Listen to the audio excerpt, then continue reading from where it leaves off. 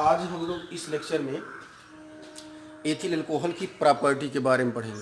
क्या पढ़ेंगे? Ethyl alcohol की प्रॉपर्टी के बारे में पढ़ेंगे। अब आप देखिए, एथिल अल्कोहल का फार्मूला है CH3CH2OH। क्या है? CH3CH2OH है। तो CH3CH2OH को हम अगर ऐसे लिखें, देखिए इसमें पहले EH के कारण प्रॉपर्टी पढ़ेंगे, दूसरा OH के कारण पढ़ेंगे, और तीसरा हमारा हो जाएगा कंप्लीट अल्कोहल मॉलिक्यूल के कारण पढ़ेंगे। समझ रहे ना? तो देखिए नंबर 1 में लिखा है रिएक्शन, आर मतलब है reaction, reaction due to H atom of H atom, ध्यान रखेंगे OH के प्रमाणीकरण, reaction due to H atom of OH group, मतलब इसमें इसके नीचे जो रिएक्शन लिखा जाएगा इसमें OH का सिर्फ H ही परमाणु भाग लेगा। दूसरा reaction due to OH group, और इसमें जो पढ़ा जाएगा जो रिएक्शन एल्कोहल की OH ग्रुप के कारण ही प्रॉपर्टी पढ़ा जाएगा, और reaction due to complete alcohol molecule इसमें पार्टिसिपेट करेगा। इसको ध्यान रखेंगे। क्लियर? अब आते हैं रिएक्शन ड्यू टू।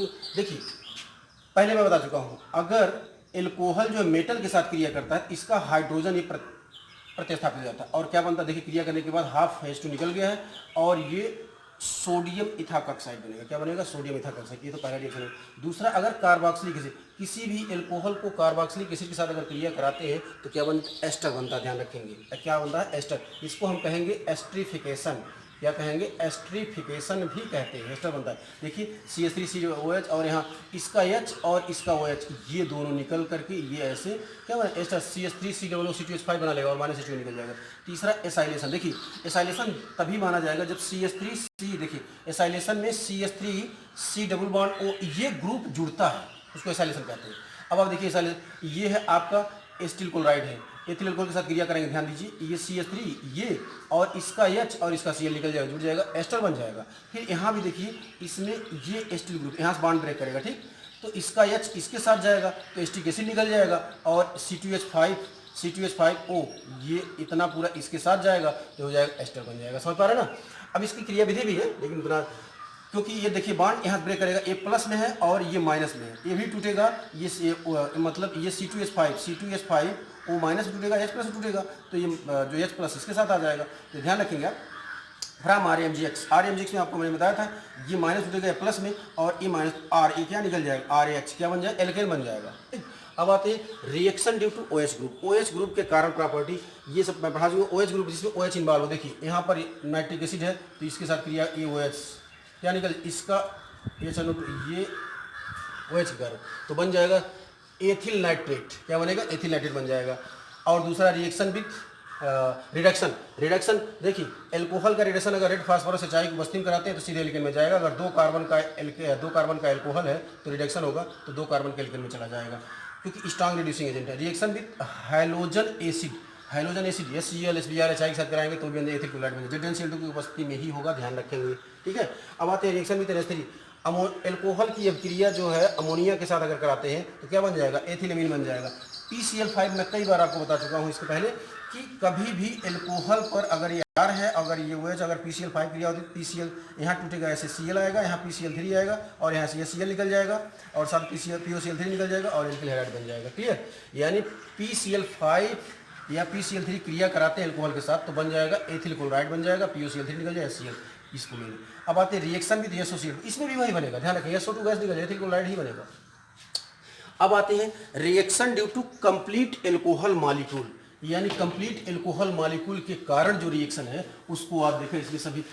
अब आप इसमें नंबर 1 में है डिहाइड्रोजिनेशन, मतलब ऐसी रासायनिक अभिक्रिया जिसमें हाइड्रोजन निकलता हो। ध्यान रखिए एल्कोहल के डिहाइड्रोजनेशन के लिए कॉपर 300 उपस्थिति होना बहुत जरूरी है। Copper 300 degree Celsius temperature, hydrogen निकल जाएगा और बदल जाएगा एल्डिहाइड। दूसरा ऑक्सीडेशन, एल्कोहल का ऑक्सीडेशन या एल्डिहाइड का ऑक्सीडेशन K2Cr2 H2SO4 की उपस्थिति में, या KMnO4 H+, मतलब H+ का मतलब एसिडिक मीडियम होगा, तो पहले एल्डिहाइड बनेगा, उसके बाद में एसिटिक एसिड बन जाएगा। हेलोफार्म रिएक्शन में पहले बता चुका हूँ आपको, हेलोफार्म रिएक्शन में यानी यहाँ पर क्लोरोफार्म या हाइड्रोफार्म ब्रोमोफार्म बनेगा, जो यहाँ I2 रखेंगे हाइड्रोफार्म, Cl2 रखेंगे क्लोरोफार्म, Br2 रखेंगे ब्रोमोफार्म बनेगा। रिएक्शन भी CaCl2 के साथ एल्कोहल की क्रिया CaCl2 के साथ कराते हैं, एडिशन कंपाउंड बनता है। देखिए यहाँ पर एडिशन कंपाउंड बनता है, ठीक। अब आते हैं रिएक्शन में एल्डिहाइड की क्रिया कराएंगे तो देखिए बॉन्ड ऐसे ब्रेक कर जाएगा, और इसमें देखिए ये एल्कोहल का एडिशन हो जाएगा, तो पहले ये बनेगा, फिर उसका पुनः एक मॉलिक्यूल और एडिशन होगा तो फिर ये बन जाएगा। अब आते हैं 4 के बाद 5 नंबर में रिएक्शन विथ Cl2। एल्कोहल की अभिक्रिया जो है Cl2 के साथ अगर कराते हैं तो ध्यान रखेंगे ये जिस एल्कोहल में अल्फा हाइड्रोजन एटम प्रेजेंट होगा उसी से क्रिया करेगा, तो CH3 CH2 और ये OH, देखिए ये अल्फा, क्लियर है क्या, एल्कोएच ग्रुप के बगल वाले कार्बन पे यानी अल्फा का, तो इसमें बन जाएगा जो इसे Cl2 से क्रिया कराएंगे तो ये बन जाएगा CH3, ध्यान रखेंगे आप, ये हो जाएगा आपका CH2 Cl और यहाँ पर हो जाएगा CH3 जो आपका CH2OH बन जाएगा, ठीक है, ये बन जाएगा। इसके अलावा अगर आप रिएक्शन विद किसके ब्लीचिंग Cl2 के साथ क्रिया कराएंगे ये बन जाएगा।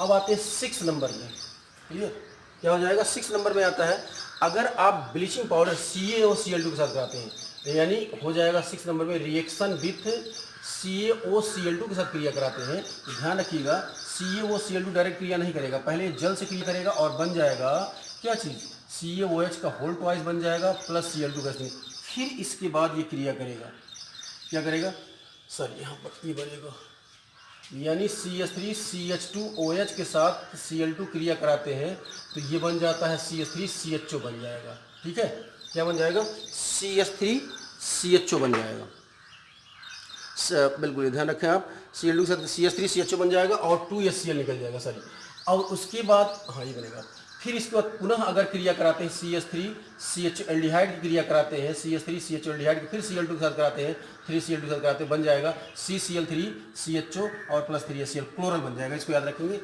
ठीक। अब आते हैं रिएक्शन भी CaCl2 ब्लीचिंग पाउडर के साथ अगर क्रिया कराते हैं तो बनेगा, और फिर C2H5OH की अभिक्रिया Cl2 के साथ कराते हैं तो बन जाएगा CH3 CHO बनेगा प्लस 2HCl निकल जाएगा, ये क्लोरीनेशन, और फिर उसका CH3 CHO के साथ फिर 3Cl2 के साथ क्रिया कराते हैं, ये बन जाएगा CCl3 बन जाएगा और CHO बन जाएगा और प्लस 3HCl निकल जाएगा।